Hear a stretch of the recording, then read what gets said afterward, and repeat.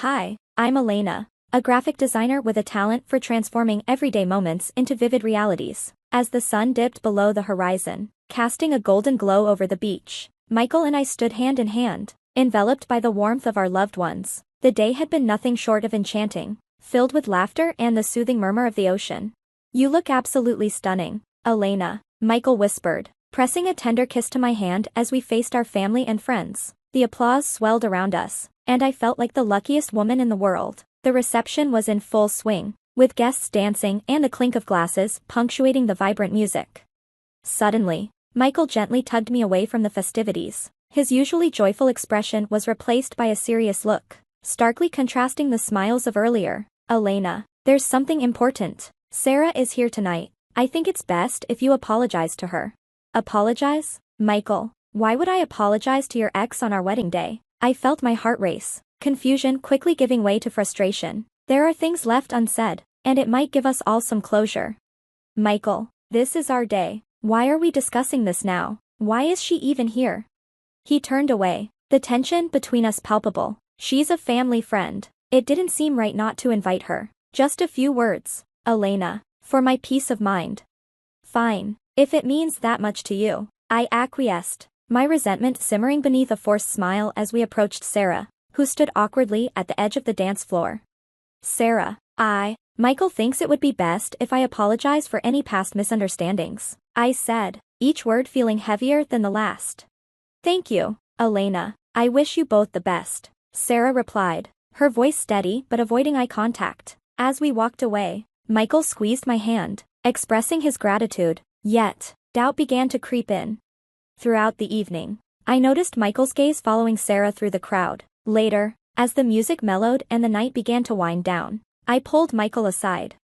"We need to discuss what happened earlier. Why was it so crucial for you to have me apologize to Sarah today?" "Elena, it was just about making peace. Don't let this ruin our night." "Making peace on our wedding day? It felt more like you're still holding on to something from the past."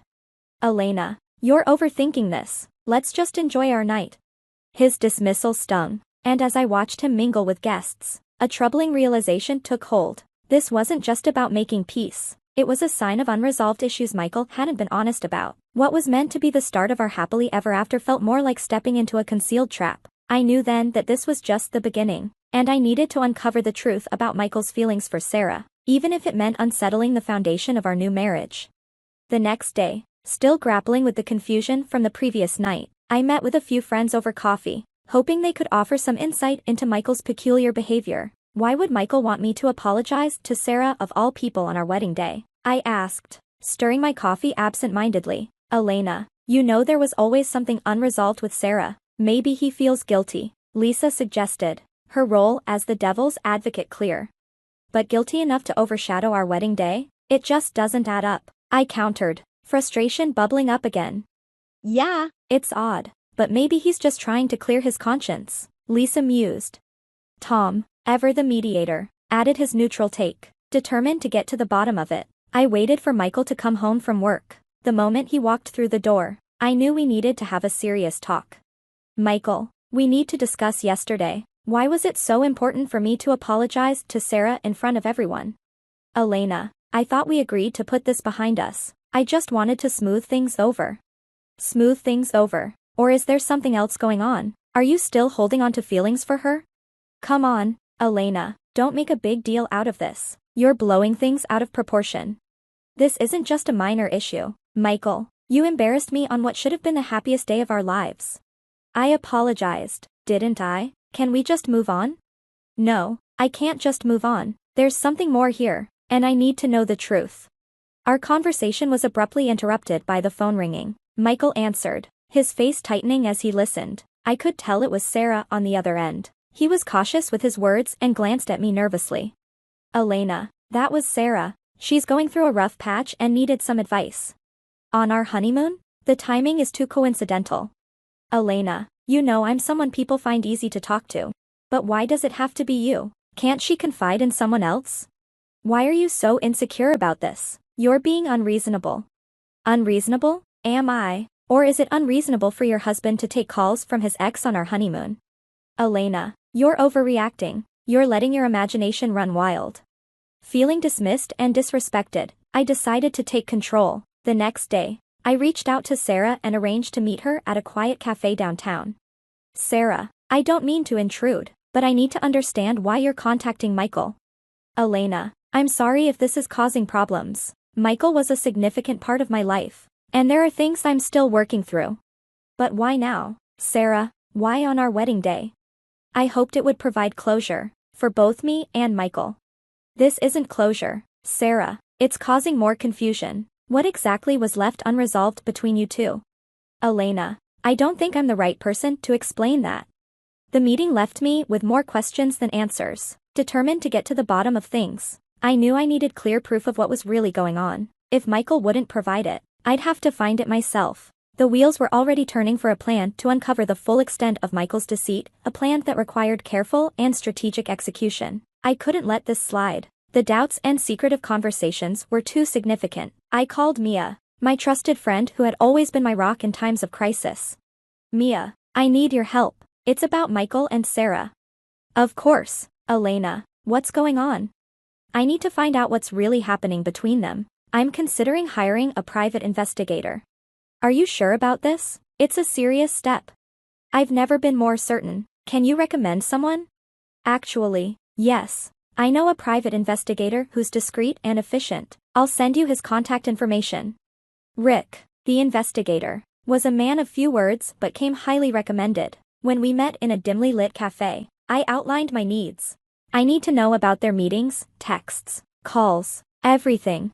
Understood. I'll get you the information. The days that followed were a mix of anxious anticipation and maintaining a facade of normalcy around Michael. Finally, Rick called. I have something for you. We met again, and he handed me a folder brimming with evidence, photos, text message logs, and call records. The findings were damning: frequent secret meetings, daily messages, and more. It's exactly as you suspected. They've been in constant contact. With the truth in hand, I knew it was time to reveal everything. I planned to confront Michael at our upcoming anniversary party, where many close friends and some of Sarah's acquaintances would be present. The night of the party was charged with tension, at least for me. Michael was his usual charming self, unaware of the storm about to erupt. As we gathered everyone for a toast, I took a deep breath. This was the moment. Thank you all for being here tonight. There's something important I need to share. I turned to Michael, holding up the photos. Can you explain these? Michael, why have you been meeting Sarah in secret? The room fell silent. Michael's face drained of color. Elena, what are you doing? This isn't the place. No, Michael, this is exactly the place. Everyone deserves to know the kind of man you really are. Elena, please, let's talk about this privately.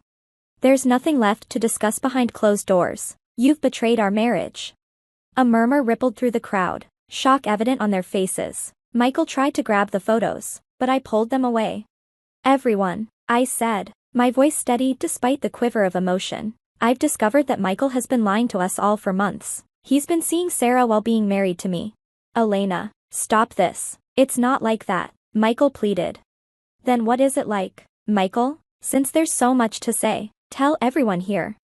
The room was thick with tension. Friends exchanged uneasy glances, unsure of whom to support. Elena, this isn't you. You're better than this. Michael tried to deflect. I am better, I said firmly. And that's why I'm doing this. I deserve the truth. And so does everyone here. As I stood there, feeling the weight of everyone's eyes on us, I knew things would never be the same, but I felt empowered, having taken control of the narrative and refusing to be a victim in my own story. This was the beginning of reclaiming my life. Regardless of the fallout, the room fell into a stunned silence as the confrontation between Michael and me reached its peak. Friends and family, some with mouths agape, watched as the drama unfolded. Why, Michael? Why deceive me? Why the lies? I demanded, my voice unwavering despite the turmoil inside me. Elena, I didn't want to hurt you. It wasn't anything serious with Sarah. I was confused and made a mistake. Michael stammered, his voice a mix of desperation and regret. A mistake? Secret meetings, countless texts, and calls? That's not just a mistake. You humiliated me on our wedding day. This was more than a lapse in judgment. Please, Elena, I love you. I never wanted to lose you. But you chose to betray me. How can there be love where there is no trust? The room buzzed with uneasy whispers. Our friends exchanged looks of disbelief and pity. I thought we could get past this. I thought we could start over, Michael pleaded, reaching for my hand. Start over after everything? No, Michael. It's too late. I can't just pretend nothing happened. As I pulled my hand away, Mia stepped forward. She's right, Michael. You can't play with people's feelings and expect no consequences. Elena deserves better. Supportive nods from those around us reinforced my resolve. This wasn't just my battle anymore. It was a stand for respect and truth. Turning back to Michael, I took a deep breath. This is over, Michael. I deserve a life filled with genuine love and respect, not deception and heartache. With that, I walked away, the murmurs of support following me as Michael stood there, a figure of solitude and regret. In the days that followed, the reality of my decisions began to settle in. It was daunting yet liberating. The path ahead was clear, and it was mine to shape. I was no longer bound by Michael's deceit or the shadow of a relationship built on lies. I channeled my energies into my passion for design, taking on new projects that challenged and excited me. My nights were no longer consumed by what-ifs but by the joy of creating, transforming blank canvases into expressions of my inner strength. Life had changed, quieter but more authentic. I found a new community of friends who valued and respected me. Each day was a step toward healing and growth. Standing by the ocean one evening, feeling the gentle breeze, I realized this was not just an end but a beginning, a chance to embrace who I was and who I could become. No longer defined by someone else's actions, I was free to be unapologetically Elena, strong, creative, and undeterred by the past. As we conclude Elena's tumultuous journey, here's a question for you. Should personal issues, like past relationships, ever be brought into new commitments, especially something as serious as marriage? Where should one draw the line between past loyalties and present commitments? This story unfolded with every secret revealed, leading to drastic decisions. What's your take on balancing personal history with current relationships? I'd love to hear your thoughts and stories in the comments below. Your insights not only enrich our community but also help others who might be facing similar situations. Don't forget to like this video if you found Elena's story compelling, and subscribe to stay updated with more narratives that stir the mind and challenge our hearts. Your interaction means the world to us, and we're eager to hear how you feel about this complex intersection of love, trust, and past connections.